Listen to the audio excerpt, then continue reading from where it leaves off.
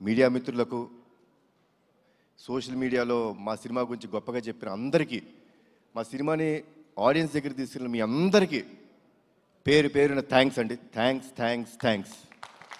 ఈ వర్డ్స్ సరిపోవండి. ఎందుకంటే cinema release before చిన్న టెన్షన్ ఉండిందండి. అంటే డిస్ట్రిబ్యూటర్ సైడ్ నుంచి కానీ ప్రేక్షకులు వస్తారా సినిమాకి,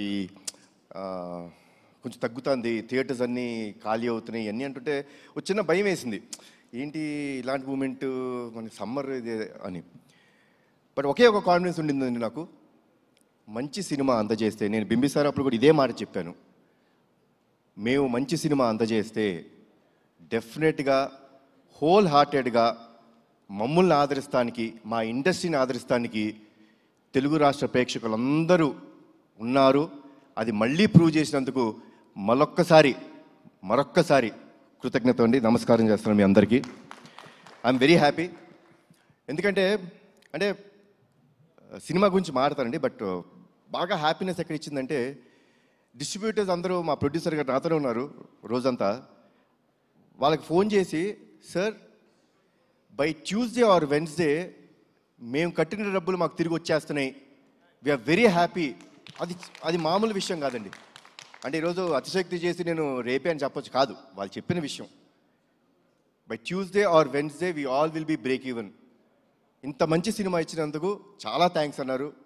సో ఆల్ ది డిస్ట్రిబ్యూటర్స్, మీ అందరికీ చాలా థ్యాంక్స్ మా సినిమాని సపోర్ట్ చేసినందుకు. అండ్ ముందుగా మా ప్రదీప్ ఇందాక నుంచి ఏదో కంగారు పడుతున్నాడు, ఇబ్బంది పెట్టాను అంటాడు. నువ్వు ఇబ్బంది పెట్టకపోతే ప్రదీప్ ఆ క్వాలిటీ రాదు, ఆ సినిమా రాదు.